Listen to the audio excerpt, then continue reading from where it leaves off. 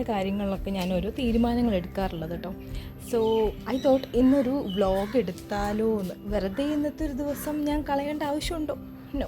So welcome to my YouTube channel. അത് മാത്രമല്ല, ഞാൻ കുറച്ച് ദിവസമായിട്ട് തീരെ പ്രോഡക്റ്റീവ് അല്ല, മോട്ടിവേഷൻ ഇല്ല, ഒന്നുമില്ല. കാരണം ഇവിടെ ആരുമില്ല. ആൻഡ് ഇന്നത്തെ ഒരു ഷെഡ്യൂൾ പറയാനാണെങ്കിൽ, ഇന്നൊരു ചെറിയ കല്യാണമുണ്ട്, അത് അറ്റൻഡ് ചെയ്യണം. പിന്നെ ബ്രേക്ക്ഫാസ്റ്റൊക്കെ അവിടെ റെഡി ആയിക്കൊണ്ടിരിക്കുന്നു.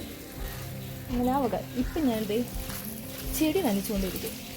ചെടി സത്യം പറഞ്ഞാൽ നനയ്ക്കേണ്ട ആവശ്യമൊന്നുമില്ല, കാരണം 2-3 ദിവസമായിട്ട് ഫുള്ള് മഴ മാത്രം. അപ്പോൾ അതിനകത്ത് നനയ്ക്കേണ്ടതായിട്ടൊന്നുമില്ല. പക്ഷേ ഈ ഭാഗത്ത് നിൽക്കുന്ന ഈ ചെടികളൊക്കെ നനയ്ക്കണം. ഇവിടേക്ക് വെള്ളം കിട്ടാൻ ചാൻസ് കുറവാണ്.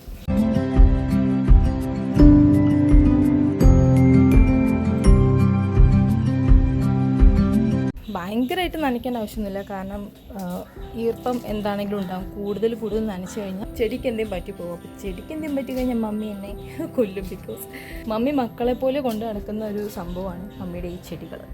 സോ അതങ്ങനെ തന്നെ മെയിൻറ്റെയിൻ ചെയ്യണം. കറിയിൽ കുറച്ച് രുചികൂട്ടൽ പരിപാടികളൊക്കെ ഉണ്ടായിരുന്നു. അതൊക്കെ കഴിഞ്ഞ് പെട്ടെന്ന് ബ്രേക്ക്ഫാസ്റ്റൊക്കെ കഴിച്ച് കല്യാണത്തിന് പോകാനായിട്ട് റെഡിയായി. And this is my outfit. ഞാൻ സാരിയാണ് എടുത്തിട്ടുണ്ടായിരുന്നത്. എൻ്റെ ചുരിദാറുകളൊന്നും ഉടുക്കാൻ പറ്റുന്ന ഒരു നിലയിലല്ല, അതുകൊണ്ട് ഇന്ന് സാരിയാക്കി. മാത്രമല്ല, ഈ സാരികളൊക്കെ ഇങ്ങനത്തെ കാര്യങ്ങളൊക്കെ അല്ലാണ്ട് വേറെ എന്തിനാണ് ഞാൻ ഇടുക? സാരി ഞാൻ അങ്ങനെ കല്യാണങ്ങൾ ഉണ്ടെങ്കിലും എന്ത് ഫംഗ്ഷൻ ഉണ്ടെങ്കിലും മാക്സിമം ഒഴിവാക്കാറാണ് പതിവ്. പക്ഷേ ഇനി ഇത് ഉടുക്കാണ്ട് വേറെ നിവർത്തിയില്ല. ഇതെന്നല്ല, 2-3 സാരികൾ ഇനിയുണ്ട്. അതൊക്കെ ഉടുത്തെടുത്ത് എനിക്ക് മുതലാക്കണമെന്നുണ്ട്. ബൈ ദ വേ, ഈ ഒരു സാരി ഞാൻ വാങ്ങിച്ചിട്ടുണ്ടായിരുന്നത് ഏട്ടൻ്റെ കല്യാണത്തിൻ്റെ ബ്ലേസിങ് സെറിമണിക്ക് എടുക്കാൻ വേണ്ടിയിട്ടായിരുന്നു. അതും കംപ്ലീറ്റ്ലി ഇതിൻ്റെ ജ്വല്ലറീസും ഈ സാരിയൊക്കെ വാങ്ങിച്ചിട്ടുണ്ടായിരുന്നത് മീഷോ എന്നാണ്. മാത്രമല്ല, എനിക്ക് കുറേ കോംപ്ലിമെൻറ്റ് കിട്ടിയിട്ടുള്ളൊരു സാരിയും കൂടിയാണിത്. ഞാൻ റെഡി ആയിട്ട് ഇറങ്ങിയപ്പോഴേക്കും ചേച്ചി വന്നിട്ടുണ്ടായിരുന്നു. നമ്മൾ ആദ്യം 2 വീലർ എടുത്തിട്ട് പോകാമെന്നാണ് വിചാരിച്ചത്. പിന്നെ ഇവിടെ അടുത്തുള്ളൊരു കല്യാണം ആയതുകൊണ്ട് നടന്നിട്ട് പോകാൻ തന്നെ തീരുമാനിച്ചു. ഹാർഡ്ലി 10 മിനിറ്റ്സ് അതിൻ്റെ ഉള്ളിൽ തന്നെ ഓഡിറ്റോറിയത്തിൽ എത്തിയപ്പോഴാണ് കല്യാണത്തിൻ്റെ ഡെക്കറേഷൻ ഞാൻ ശ്രദ്ധിക്കുന്നത്. ഭയങ്കര രസമുണ്ടായിരുന്നു, നല്ല ഭംഗിയുണ്ടായിരുന്നു. അധികം വൈകിയില്ല, ബ്രൈഡും ഗ്രൂമും വന്നു. അവരുടെ മാരേജും കഴിഞ്ഞു, ബ്ലെസ്സിങ്ങും കഴിഞ്ഞു. എല്ലാം നല്ല അടിപൊളിയായിട്ട് ഭംഗിയായിട്ട് തന്നെ കഴിഞ്ഞു. അഴകൊടിയിൽ ഉണ്ടാക്കുന്ന സദ്യ ഭയങ്കര ടേസ്റ്റാന്നുള്ളത് എനിക്കറിയായിരുന്നു. പക്ഷെ അത് ശരിക്കും ഞാൻ ഫീൽ ചെയ്ത് ഈ കല്യാണത്തിലാണ്. ഈ കഴിഞ്ഞ പനിക്ക് ശേഷം ഞാൻ ഇത്രയും ഫുഡ് കഴിച്ചത് ഈ കല്യാണത്തിൽ. കയറിയപ്പോൾ കണ്ടില്ല, പക്ഷെ ഇറങ്ങിയപ്പോൾ കണ്ടു. ഇതാണ് ഇവിടുത്തെ ഫോട്ടോ ബൂത്ത് സെറ്റ് ചെയ്തത് കേട്ടോ. തിരിച്ചു പോയപ്പോൾ അമ്മയുടെ ഫ്രണ്ടിൻ്റെ വീട്ടിലും കൂടി കയറിയിട്ടുണ്ടായിരുന്നു. അവിടെ ഒരു അൺവാണ്ടഡ് അതിഥി, അതായത് നമ്മൾ ക്ഷണിക്കപ്പെടാത്ത ഒരു അതിഥി വന്നു.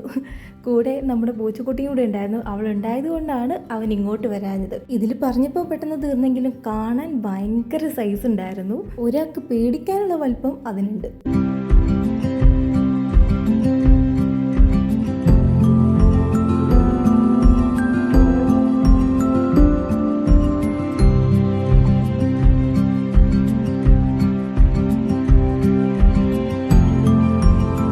വേർത്ത് കുളിച്ചു.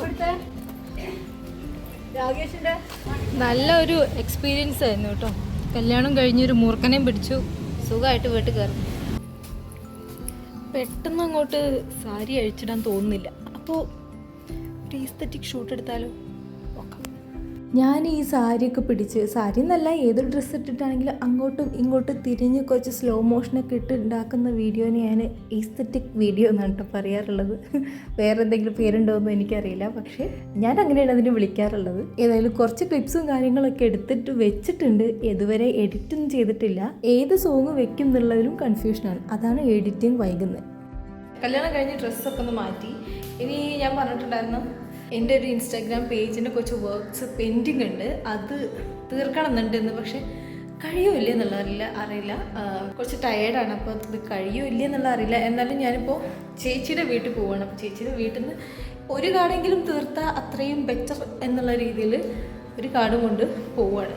അപ്പോൾ ഞാനൊന്ന് ഡ്രസ്സ് ചേഞ്ച് ചെയ്തിട്ട് വരാം. കാർഡ്സിൻ്റെ കുറച്ച് ഓർഡർ എനിക്ക് കിട്ടിയിട്ടുണ്ട്. അത് പെട്ടെന്ന് അങ്ങോട്ട് ചെയ്തെടുക്കാൻ പറ്റുന്ന ഒരു കാര്യമല്ല, കാരണം അതൊരു ഹാൻഡ് പെയിൻറ്റഡ് കസ്റ്റമൈസ്ഡ് കാർഡാണ്. അപ്പോൾ അതിന് മൂഡ് ശരിയാണ്. ഞാൻ ഒരിക്കലും കാർഡ്സിൻ്റെ കാര്യത്തിൽ റിസ്ക് എടുക്കാറില്ല. എൻ്റെ മൂഡും കാര്യങ്ങളൊക്കെ നോക്കിയിട്ട് തന്നെയാണ് ഞാൻ ആ വർക്കിന് ഇരിക്കാറ് തന്നെ ഉള്ളൂ. കാരണം എൻ്റെ ഏതെങ്കിലും മൂഡ് ചിലപ്പോൾ ആ ഒരു പെയിൻറ്റിൽ റിഫ്ലക്റ്റ് ചെയ്യും. അതെനിക്കിഷ്ടമല്ല. അങ്ങനെ എന്തെങ്കിലും ഒരു തെറ്റ് വന്നു കഴിഞ്ഞാൽ അപ്പോൾ ഞാൻ കാർഡ് വലിച്ചു കീറും. ഫസ്റ്റ് ഓഫ് ഓൾ ഒരു ഓർഡർ എനിക്ക് കിട്ടുന്നത് എന്നെ ട്രസ്റ്റ് ചെയ്തിട്ടും എൻ്റെ പേജിനെ ട്രസ്റ്റ് ചെയ്തിട്ടുമാണ്. അവരെന്നെ എന്നോട് കാണിക്കുന്ന ഒരു വിശ്വാസം ഞാൻ തിരിച്ചും കാണിക്കും. കുറച്ച് സമയം എടുക്കുന്നുള്ളൂ, അതിന് അവരോട് പറയുകയും ചെയ്യും. അതുകൊണ്ട് അവർക്കൊരു പ്രശ്നമല്ല, എത്ര സമയം എടുത്താലും കുഴപ്പമില്ല, ചെയ്തു തന്നാൽ മതി, അങ്ങനത്തെ ഒരു കൺസേണുള്ള ആളുകൾ മാത്രമേ എനിക്ക് മെസ്സേജ് ചെയ്യാറുള്ളൂ, ഓർഡർ തരാറുള്ളൂ. അതുകൊണ്ട് ഞാൻ ഈ കാര്യത്തിൽ ഭയങ്കര ലക്കിയാണ്, ഭയങ്കര കംഫർട്ടബിൾ ആണ്. Thank you all your orders and trust. അപ്പോൾ ബാക്ക് ടു അവർ വ്ലോഗ്.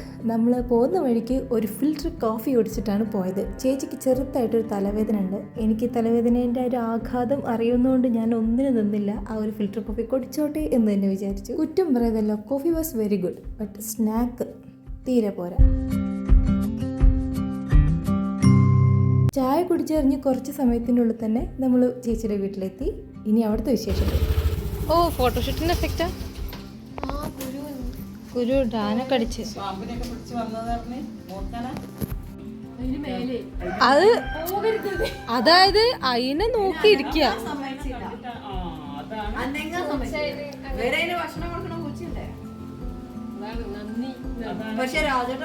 അതിന് വിശന്നപ്പോ നീച്ചു പോയി.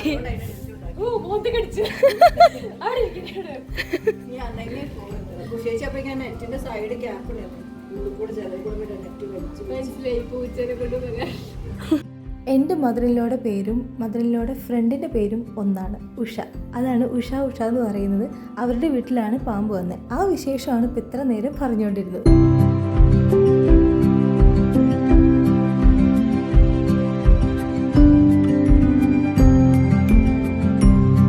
കഴിഞ്ഞ് വേഗം ഞാൻ മുകളിൽ പോയിട്ട് ഒന്ന് ഫ്രഷായി. ഭയങ്കര ചൂടായിരുന്നു. അപ്പോൾ നേരെ പോയിട്ട് തന്നെ അങ്ങോട്ട് ഫ്രഷായി. ഒരു സമാധാനം. എന്നിട്ട് ആ സ്പോഞ്ച് ബെഡ് കിടന്നിട്ട് കുറേ നേരം സംസാരിച്ചു. ചേച്ചി ആകുമ്പോൾ എന്താ വെച്ചാൽ കുറേ നേരം സംസാരിക്കാനുണ്ടാവും.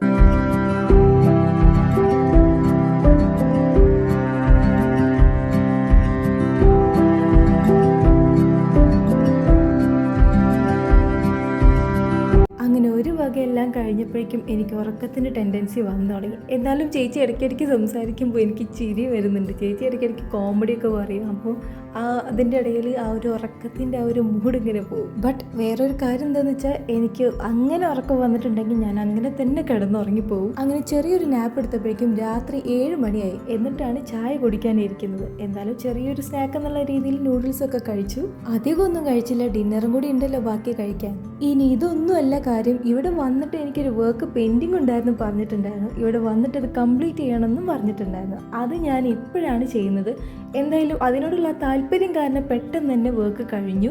അങ്ങനെയാണ് ചില ആ ഒരു മൂഡ് വന്നു കഴിഞ്ഞാൽ പിന്നെ എല്ലാം പെട്ടെന്നായിരിക്കും. അതിപ്പോൾ ഒരു 4 പേരുള്ള ഫോട്ടോ ആണെങ്കിലും ആ വരയ്ക്കാനുള്ള ടൈം മാത്രമേ എനിക്ക് വേണ്ടുള്ളൂ. ബാക്കിയെല്ലാം പെട്ടെന്ന് കഴിയും. ഈ ഫോട്ടോയിൽ ഒരാളെ ഉണ്ടായിരുന്നുള്ളൂ, അതുകൊണ്ടാണ് പെട്ടെന്ന് കഴിഞ്ഞു. അങ്ങനെ ഇന്നത്തെ ഒരു day in my life vlog ഇവിടെ അവസാനിക്കുകയാണ്.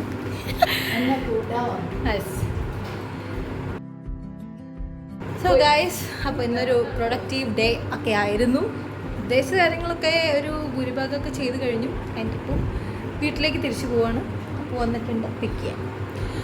അപ്പോൾ ബൈ.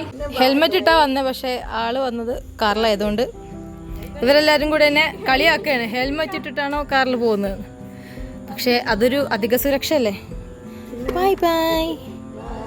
Good night.